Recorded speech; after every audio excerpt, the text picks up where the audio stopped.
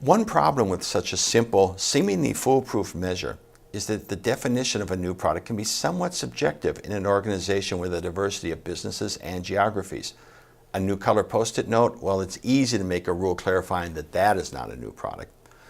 But a variation in the micro-replication pattern for a brightness enhancing film necessary for one particular customer, well, it might depend on how much variation was involved and how much development work was required. And many decisions are way more complex than that.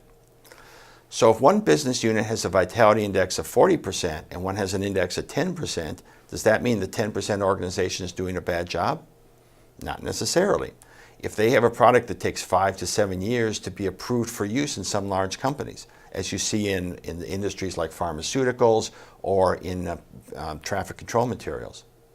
The examples go on and on. It's a fine metric, but it doesn't paint the whole picture. Multiple metrics are necessary to give management the information it needs to act effectively, and 3M indeed uses many measures beyond the vitality index internally. A more holistic approach is required. This slide is from an Arthur D. Little article which is attached in the Moodle site. You won't be able to read it here. It considers the measurements of the inputs, the internal processes, and the outputs. And for each of these categories, there are measures around financial returns, competitive advantage achieved, and people development.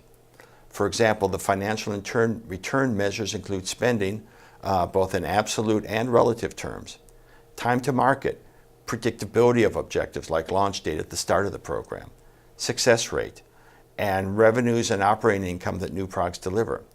The new product vitality index has a place, but it is not everything.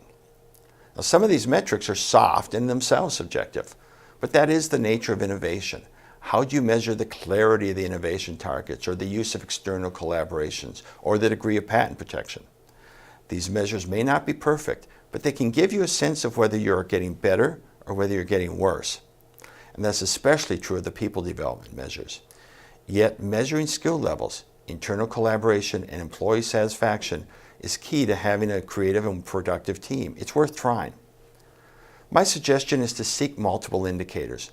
Just don't kid yourself that any of them are better or more predictive than they actually are. Within the mosaic, a useful and actionable picture may emerge.